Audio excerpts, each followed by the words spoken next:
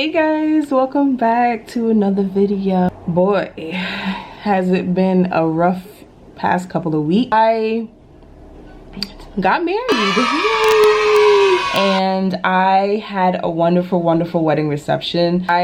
If you guys haven't checked it out, go into my videos and check out the City Hall video where we got married in front of the judge. So yeah, I wanted to talk about some of the stuff that I learned, like a lesson learned kind of situation from having this wedding reception, to help the ones that's actually out here that don't have any knowledge of what to expect, because you guys are about to get married.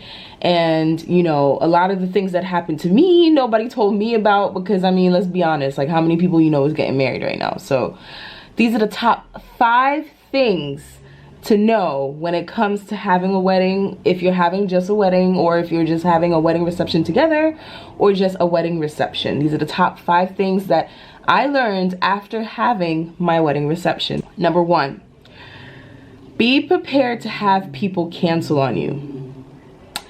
We invited about 60 people, and that's 60 people plus children. In the beginning, everybody was like, yeah, I'm coming. And then when we got to the middle of it, where it was like the second 2 months into the reception, we got like a few people that was like, okay, I don't think I'm gonna make it. You know, I don't have the funds to get there, or like I'm going away or something like that. Then by like the last month of the actual reception, a lot of people canceled on us, and we didn't invite a lot of people because we thought space was limited, or we filled up the amount of people that we were going to pay for. And come to find out, towards the last minute, a lot of people canceled on us. People that we didn't expect to cancel, especially blood, you know, canceled on us. So we ended up realizing that it was kind of sad that we couldn't actually have some of the people that we wanted there extra, because some people we thought was going to be there but ended up canceling. The second thing to know when it comes to like having a wedding or a wedding reception is to not spend arm and a leg, guys. Like, do not spend so much money on this. Like, if you go on YouTube, I just burped. Ooh. If you go on YouTube, they show you so many ways on how to like create cheap stuff for decorations. Like, I got most of my decorations. If you haven't also seen my wedding reception haul, go check that out, and I'll try to leave the link down below for you guys. But I got most of my decorations from Dollar Tree, Walmart, and this place that I live by called Dollar Zone. And I think I got a few things from Wish as well. And I think that was about it. And I got a few things from Etsy. So most of my decorations were not more than like 10 bucks. I doubt they were. I don't want to quote that, but my decorations were really cheap, and a lot of them was do-it-yourselves that were really pretty. And I got the ideas off of YouTube. Thank you to everybody on YouTube that I watched that helped me to figure out how to do stuff. And a lot of my decorations also ideas came from Pinterest. Thank you, Pinterest, too. You guys are awesome. So don't go out here spending don't go out here spending so much money on centerpieces you can make yourself. There's people online selling centerpieces that are already made, but they're charging damn near like 60 bucks for centerpieces, depending on how many you need per table. So I had 6 tables with 8 chairs or something like that, and I needed 6 centerpieces. So they would have charged me, basically, if it was like 10 a centerpiece, they would have charged me $6, but I was seeing upwards more than that for pieces that was already made. I'm gonna leave over here. I'm gonna show you guys what my centerpiece looks like. To each its own. I know it's pretty for me, it might not be pretty for you, but I did like, and I loved how it turned. Same thing goes for anything else. Like, don't go spending so much money on a cake, guys. Like, my cake, our cake was supposed to be from a bakery. Originally we had went to a bakery next door that was trying to charge us $500 for a 2-tier cake.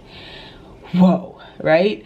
We actually was gonna go for it until one day I was laying down with my husband, and I was like, I feel like $500 is like way too much. Can't I get this any cheaper? So I started going online, and people were actually suggesting getting wedding cakes from Walmart, Sam's Club, Costco, like all these different places that actually sells wedding cakes, and they look really nice. And we got our wedding cake from Walmart. It was actually very inexpensive. We paid, I think, $70 in total for our wedding cake, and the design was beautiful. You can't really tell that it's from Walmart, and we didn't really care about what the cake looked like. We didn't have that much emphasis on like how it was supposed to be for us. We just liked the fact that it was actually cheap, because I felt like a lot of places was really gonna charge us an arm and a leg for a wedding cake. And look at the wedding cake now, it's gone, like, you know, eaten. And like, what, you know, it's like, I'll also put in the pictures right here so you can see what our wedding cake looked like, and it was beautiful. I really loved it. And I'm gonna say a lot of the reasons why I saved so much money when it came to that, like decorations and what I wanted the place to look like, is because I did a lot of research. Okay, so the third thing that I did learn as well is to only invite people that you want to be there, because children and plus ones add up to your bill. So like, can you imagine if you have 40 adults and each of them had a plus one? That's like basically 80 people, right? So it'll be 40 plus 40. That's 80 people you got to pay for, plus their children.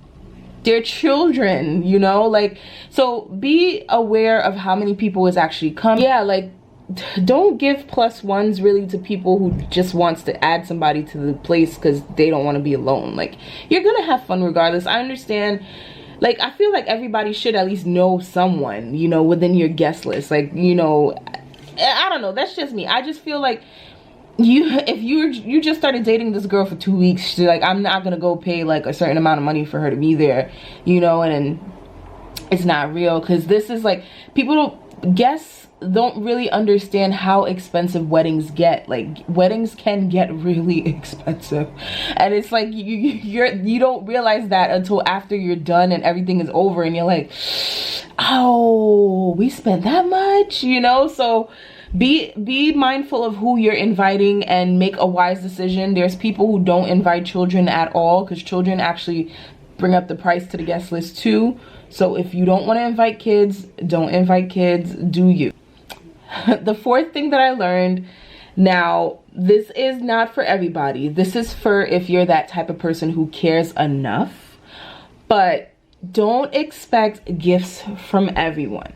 Now, my husband and I are the type of person that we don't really care for stuff like that. We've been like that for years. We're all about come and have a good time with us, because we just want people to share the experience with us. That there wasn't as much gifts compared to the amount of people that was there, which is not a problem for us. Like I said, we don't really care. But if you're the type of person that think you're gonna get a lot of gifts within that time frame, no, if you're that type of person that think you're gonna get a lot of gifts because it's your wedding, you invited 100 people, you're gonna get 100 gifts. That's not always the case.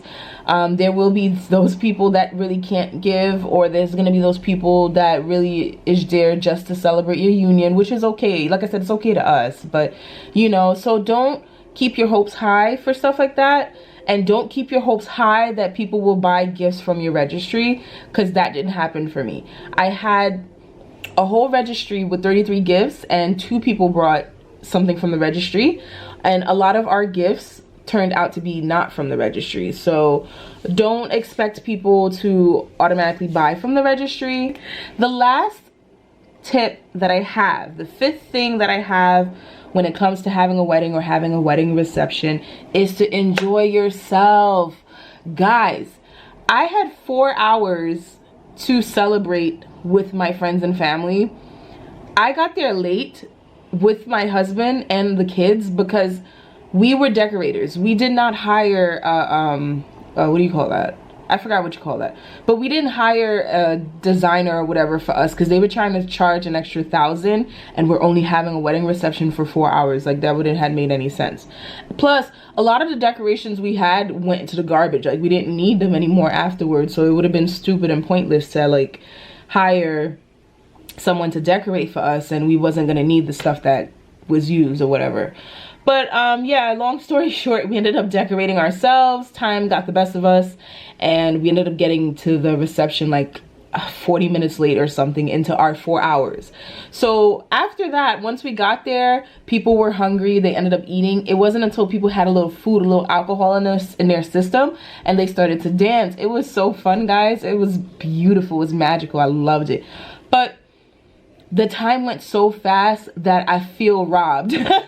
Like, excuse me, like I feel like I wanted more. Like, it was to the point that my husband and I was trying to see if we could get an extra hour just to add on to that, but they wanted to like charge us so much money for an extra hour. So it was like, you know what, I'm not even gonna try it. Like, enjoy it, enjoy every minute of it. Like, enjoy decorating if you're gonna be your own decorator, enjoy planning it, enjoy talking about it, enjoy spending money on it, enjoy being there, enjoy the people, enjoy the food, the drinks, the pictures, the memories, the love, the music. Enjoy all of it, guys, because it goes so fast. And like, I relive it so much in my head. Like, it was the best day of, one of the best days of my life. And getting emotional talking about it, but like I would definitely do it all over again.